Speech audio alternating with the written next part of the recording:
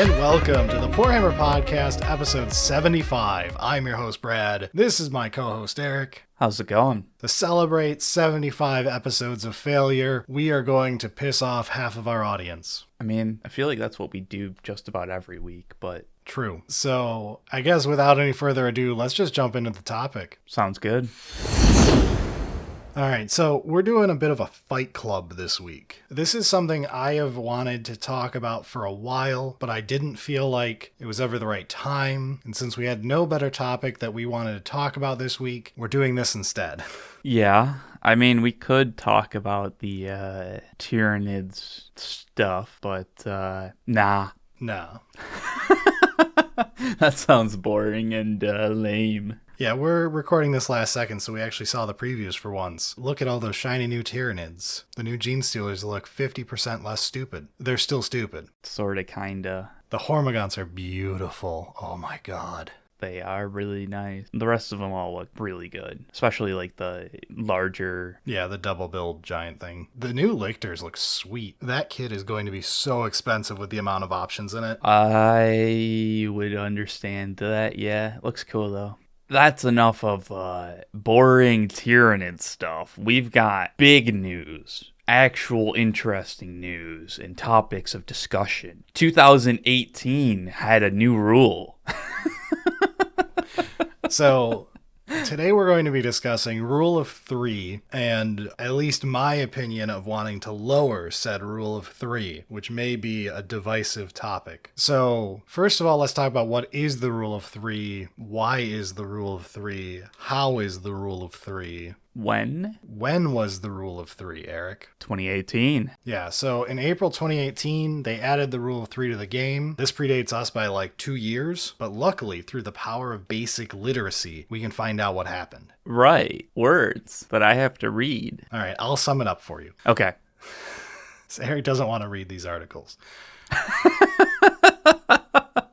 I can make it up. I figure I understand what's going on. But, to inform the audience, I'll let you... Okay, so to put it this way for you. Basically, in 2018, competitive 40k players figured out what Magic nerds understood in 1994, which is if you have a truly broken card or unit, you should always take the maximum number of it. This is why you cannot just run 40 lightning bolts and 20 Mox rubies. Hell yeah. Yeah, so they had to put a limit on it because people were just taking 7 Hive Tyrants or other crazy stuff that was getting quoted from the time. Which is only really a problem in competitive if you're trying to be annoying. Yes, it's very unlikely casuals were randomly buying 7 Hive Tyrants and running them. Yeah. It wasn't very fluffy to do so fluff nerds weren't going to do it, and buying 7 of the same kit is borderline mental, especially for something that you are not usually going to run more than 1 to 2 of. So I can kind of understand why it took so long for that to be like, okay, let's try and rein this in, but... It's one of those things where when you're wondering why a specific stupid law exists in real life, you need to understand that tabletop tournament grinders have to be policed to understand the basics that they're even playing a game that should be fun for both participants and have basic human empathy for their opponent. I don't know, man. Fun zero-sum game. Yeah, that's why certain rules need to be in place, even if they seem like no-brainers that shouldn't be required. Yeah, and a lot of other games, I mean, we can talk to our experiences with Magic. They limited it to 4 copies. That was pretty necessary, but also didn't ruin anything. Yeah, Yu-Gi-Oh! Limits people to 3 copies. They've got smaller deck sizes, though. Blizzard has limits on whatever feces-covered corner of the room they're in right now, but I'm not going to go look up Hearthstone. It's 2, but there's only one of the legends. Yeah, AOS doesn't have such a rule, which is worth pointing out. Once again, AOS players are proven to be less psychopathic than 40k players. Keep on keeping on there. Yeah, I don't think it would be unexpected for AOS to gain a rule like this just because it's kind of proven itself well enough in 40k. But hey, if you don't need to, don't worry about it. Yeah, we could get into why it doesn't exist in AOS and what impact it's had versus not. That could be a whole topic of its own. but we're going to talk about it in 40K today. Yeah, and one of the things when we look at rules like this, these overarching restrictions, generally there's exceptions to the rule, and yeah, 40K has those as well. Yeah, so like 40K is troops or battle line now is what we're calling them, and transports get to skirt the rule. Even in 9th edition, there was a pile of units that had exception cases in either direction for how many could be taken. Epic heroes or named characters, whatever you want to call them, are limited to 1, obviously, for lore reasons. So, it's one of those that just because a rule exists doesn't mean that there aren't ways around it for specific reasons, kind of thing. Like, you can have an exception if it is beneficial to the game in an overall. And I'm sure there's going to be some small part of our audience that is made up of old nerds on the internet complaining about how back in the day they bought 7 Hive Tyrants thinking that was an okay idea, and GW dared punish them for being assholes who can't be trusted to build a list like a normal person. So there are going to be people who are naysayers of even rule of 3 and just let me do whatever broken shit I want. Which, okay, I guess, but it's not healthy for a game if we're worried about game design. And if you have a similar play group that you play with every week or month or whatever, and you want to say, hey guys, what if we get rid of rule of 3, and everybody agrees, whatever, sure. You don't have to play by comp rules, but there as a guideline and a base reference point so that everybody's on the same page. And it's worth noting that previously, Force org charts were a thing in old editions. They were a thing once again in 9th edition, which limited you on types of units that could be brought in an overarching fashion, which helped as a secondary limiter on why Rule of 3 took so long to come into place, as much as I wanted to be snarky. Yeah, it did limit the amount of like, oh, I'm just going to have all tanks. Yes, and with 9th edition, you had both Rule of 3 and the Force org chart, which we could argue that was overturned in 10th edition due to overwhelming feedback from a survey they did. More than likely, it was because Games Workshop's sales team got called out constantly for not understanding how to make legal 40K armies and sell discount boxes that could be played out of the box. Yeah,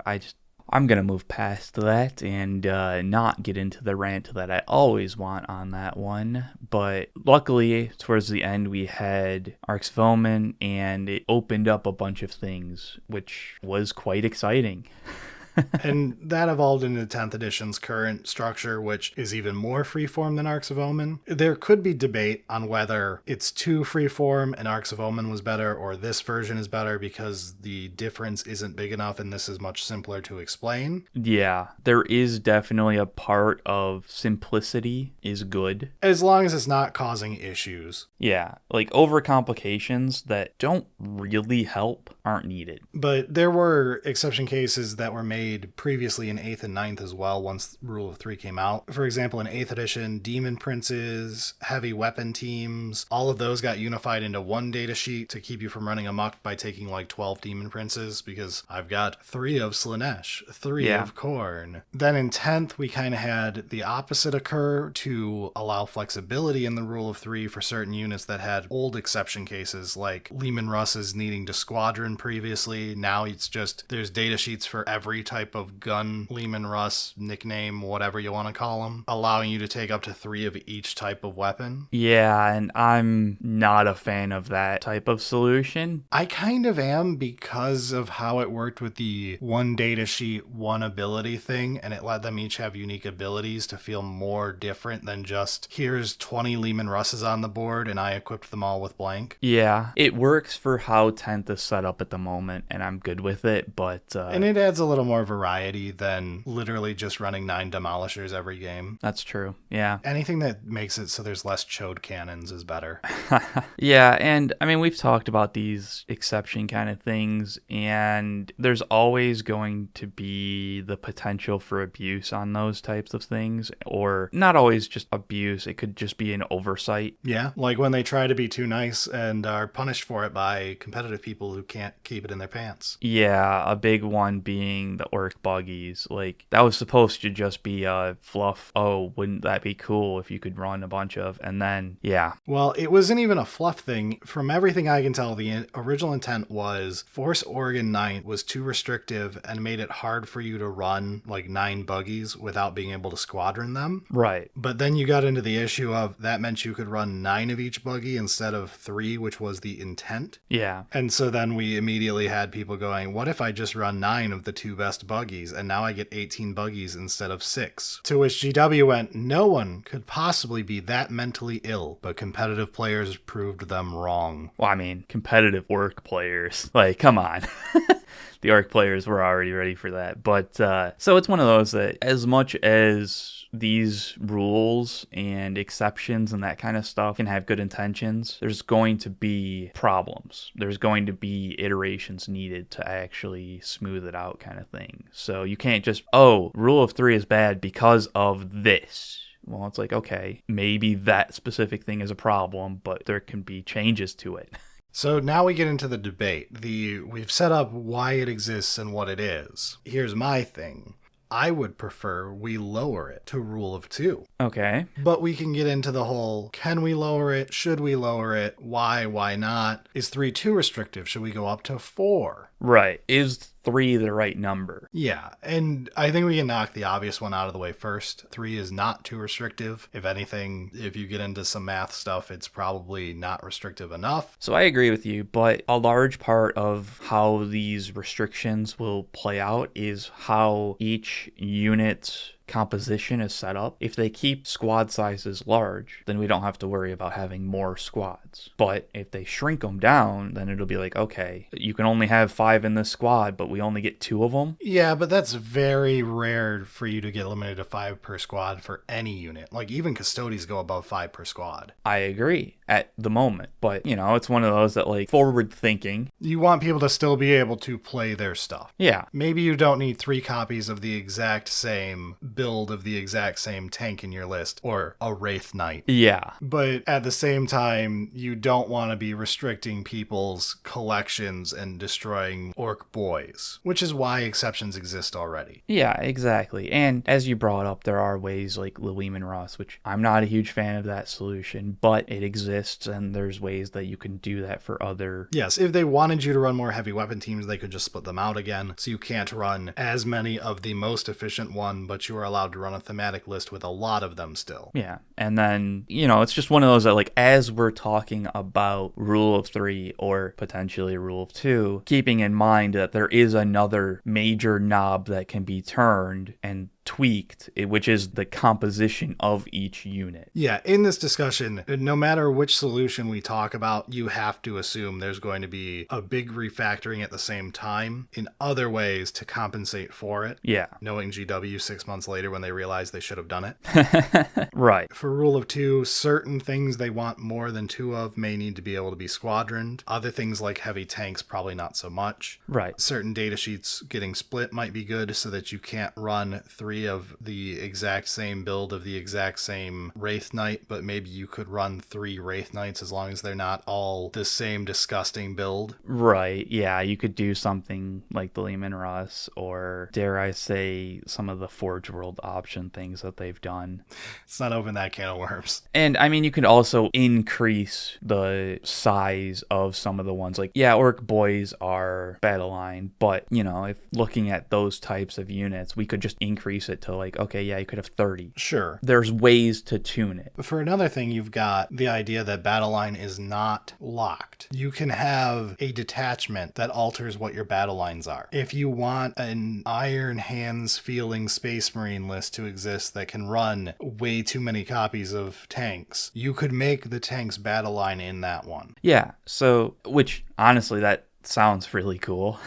Yeah, but then you're not getting, 3 copies of a Redemptor Dread in addition to those tanks. Exactly. We could get into the whole argument for like where the lines would be, where the exceptions would be. That would take 16 hours and gets into actual work where you're sitting there trying to math out from a game design standpoint what is healthiest, what the community would want. What about this group? Are they enough of a issue to think about where we want to help them out? Too deep. Yeah, and then there's like the, oh, we also have to take into account how that works in the overall meta of everything else. And then, yeah, that's like actual real game design thoughts and a bit too deep. It is worth noting, Rule of Two already existed. In 9th edition, when you played an incursion game, which is a 1,000-point game, Rule of Three was replaced by Rule of Two. In 10th edition, you can run 3 copies of something in a 1K game until they FAQ that later. And it gets into the simplicity thing of, is it worth it to have different limits at different point amounts? Yeah. We could get into the whole debate. But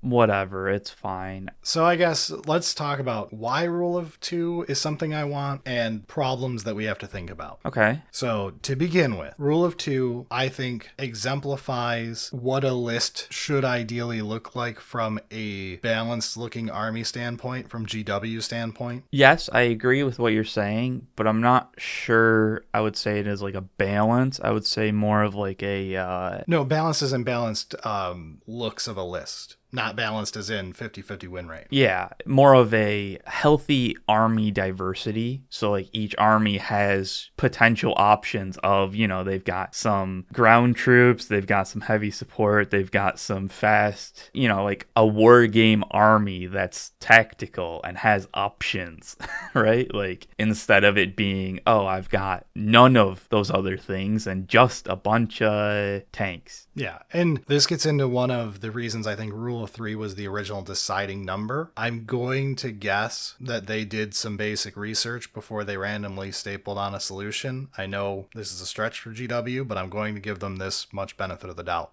And I'm going to bet they found a large chunk of people, at least at unit sizes at the time, whatever, owned 3 copies of things too regularly. Yeah. Where it would cause issues if you went to Rule of Two, and it would have caused too much negativity about the change. Whereas most people would accept 3, and it was rare for them to own 4 of something, unless again they're in a super minority of having like an obscure fetish for a certain dreadnought. And I think that's a reasonable expectation. I mean, rarely do people buy more than 3 of any of the box sets kind of thing. Yeah, or at least more than what would become 3 max size units. You might end up owning like 18 score packs, which is more than 3 boxes, but is 3 units. Yeah, but I think it would be a fair estimate with some just basic market research to either prove or disprove that. And I mean, it makes sense. But at the same time, from an enjoyment standpoint, as an opponent or a third party watching a game, yeah, slant lists are just objectively less enjoyed when you look at pure numbers of who wants to watch what on YouTube or Twitch or whatever. Especially the second and third time. Yeah, there's a reason balanced armies tend to be the ones that people are playing when you're watching battle reports. Yeah. It's just a more natural, good-looking game to watch. And as an opponent, it's nice to not play against an incredibly slanted list that's going to start causing issues in your list building. This is why Knights also ends up famously hated by a lot of people because they don't like the binary. Do you know how to destroy Knights or not? Right. Those slant lists can be fun the first time. Yeah. Maybe the second time if it's a really weird one and like, you know, they didn't really know how to play it, so they needed the, you know, okay, I figured it out, let's actually try it for realsies this time. But after that, it's just like, no. Yeah, and we're equally as guilty. Like, when you think of our games, we've had plenty of slant lists where I take, like, what is the extreme, like, super Wraith-heavy Necron list, stuff like that, and I'll play that, but then I'm never playing that list a second time. That was neat, but let's not again. Yeah, it's something people will tend to play, 1 or 2 games to try it out, go, that was fun and weird, back to something more normal or a different weird thing. And when balancing rules of a overarching thing, there is some like, okay, let's make sure that players that go to a tournament or the players that are playing 2 or 3 games every couple weeks aren't going to be bored after playing the 4th game or the 6th game against the same slant list. That's like, yep, cool. Wow, 3 Wraith Knights. I can't believe you got so bold and brave here. Yeah. Now, this gets into a good segue into my next point, which is game balance, which is actually talking about win rates and health of a faction internally, that type of stuff. Rule of 3 at times is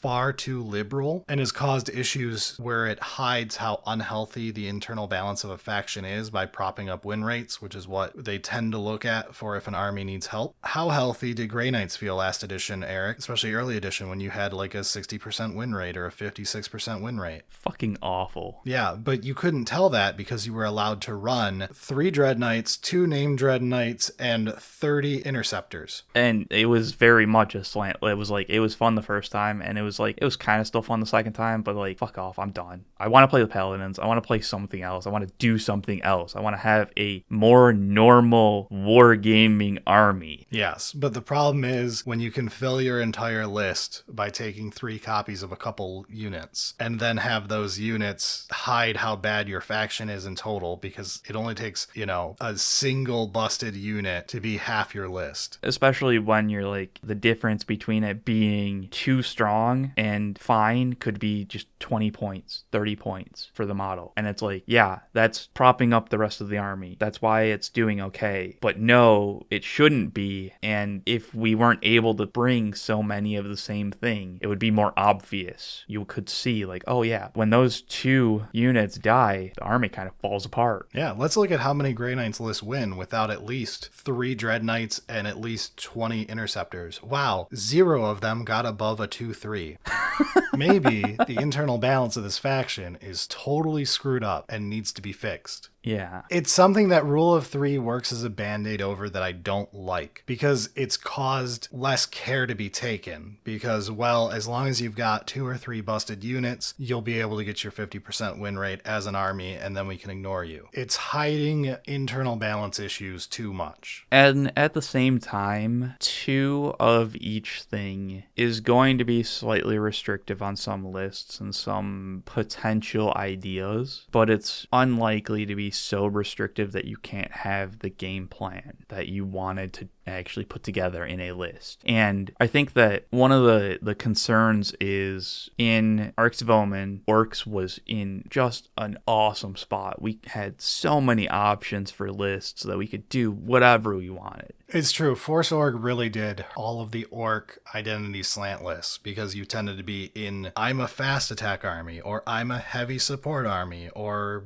I'm an elite army. And it meant the Force Org chart really punished your flavorful list that still had variety. Right. And Rule of 3 was enough to band-aid you there, where you didn't need the Force Org chart in addition. Exactly. And I do have some concerns of Rule of 2 being potentially problematic, but since we don't have the Force Org in addition to it, that would be too much. Absolutely. Yeah, like it's one of those that, like, because we don't have Force Org, I could see it being okay for most things, because yeah, you're not stuck in, you have to have this many heavy supports and this, it's like, oh, you're just two of them. That's it. You can figure out the rest of it. Go for it. Have fun. And that does lead us into the elephant in the room, since you hinted at it. We've been ignoring the real problem children. The fucking armies that don't have enough options. That shouldn't be armies yet. They needed more given to them. Yeah. World Eaters, Harlequins, who I guess are being unbirthed right now. Yeah, I was like, Harlequins they're being solved, Brad. It's not an acceptable answer. The acceptable answer is to finish the army,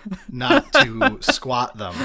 No, they're being undone and solved. Yeah, Votan, Gene Stealers, although Gene Stealers focuses so much on stuff that's already battle line currently that it kind of hides what the issue would be if you were trying for other stuff. And I think that that's another issue of, like, we still have, even with the Rule of 2, there are some armies like Gene Stealers that, like, yeah, they're following rules right now, but that's just because of battle line. Oh yeah, that's the rack incident, the famous LVO one of, what if you just take 120 racks? No one's going to do that. Well, that guy just did. Yeah, and it's like, oh. Technically, you could still do a crazy number of racks, or whatever your broken troop is, because it is battle line. Right. That's where we have to get into, would battle line have to be altered in some way? It's already in an okay state right now, especially because they capped out units much lower than they used to, especially problem units that got flagged as, like, you should not be able to take 120 racks. And I think battle line, or whatever that would be, and any of the exceptions to the Rule of 2 are the prime examples that the unit composition, how many of the troops are actually in that unit, can be solved. Like, that's the knob that you tweak to solve problems of 120 racks or whatever it is, instead of you can only have 3 of them in battle line for this battle line or something weird like that. So, rule of 2 versus rule of 3, as much as I think rule of 2 would be something that I think could be a positive if we handle it well, we squadron certain things that need to be squadroned or up their unit size, however that works. Give a couple extra options that are separate data sheets for ones that you want to have distinct differences for. Yes, more situational battle line. You do the correct compensation so that you don't end up in certain cases where armies are invalidated. Yeah. I think rule of 2 could be a benefit there. With that out of the way, let's talk about the extreme and the fun involved in that, although I am not recommending this as a global thing. Singleton, rule of 1. Singleton. The name of our company is solely Singleton. Our 40K audience probably doesn't even understand what that means.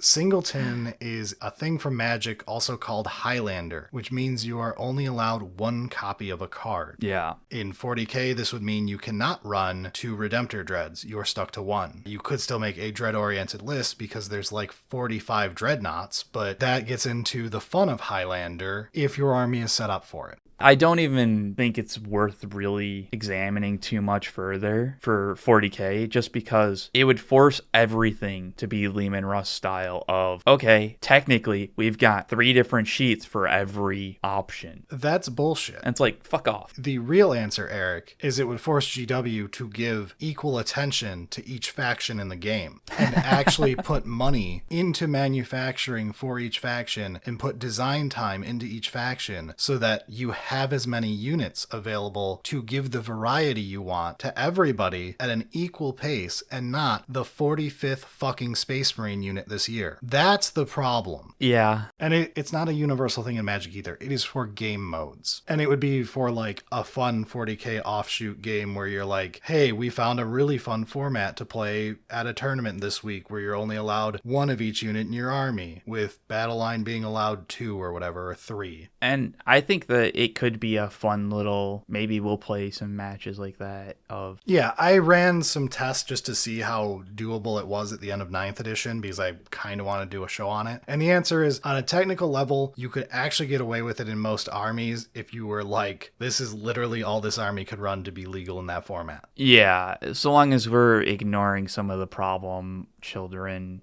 that just don't have enough, I think it could be doable, but it wouldn't be as fun. You'd be limited just because that restriction is too far. You've removed too much list building options. That has to be, the fun is that it is its own format. Right. That is an agreement that your play group would get together and say, hey, we want to play a game with this restriction just to see, can we make an interesting game out of this? Just a bit of spice for the holidays or something. It is done voluntarily. I'm not recommending Highlander by any means as a universal thing. I do think it's a fun thing in Magic. I think it has problems in 40K depending on which army you play. It's obviously much easier for people who are overloved like Space Marines rather than people who are long forgotten 5 minutes after they get shot into existence.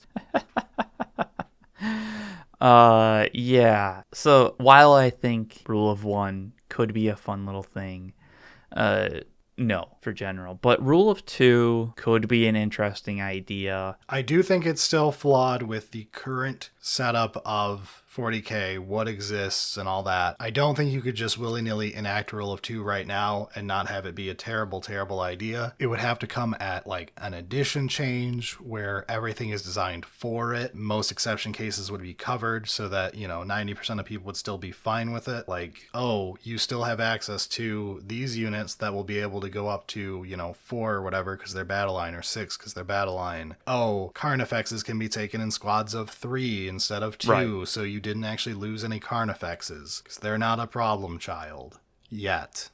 Well, yeah, and I mean, that's kind of the thing is anytime that a major change like this would happen, there'd be iterations to fix a lot of the problems. But overall, I think I'm happy with rule of 3. I don't have too much of an issue with rule of 3, but I do think at certain points when I look at either competitive army makeup or my own need to min-max, I find rule of 3 makes things too simplistic, too easy. Yeah, because you're just like, oh, I want that, and I need to fulfill a job in the army, anti-tank or something like that. And it's like, I'll take 3 of the best ones. Yep, I'll take 9 zoanthropes. Done. That part of the army, solved. Let's move on to the anti-infantry or the chaff killers, and we'll take 3 of those.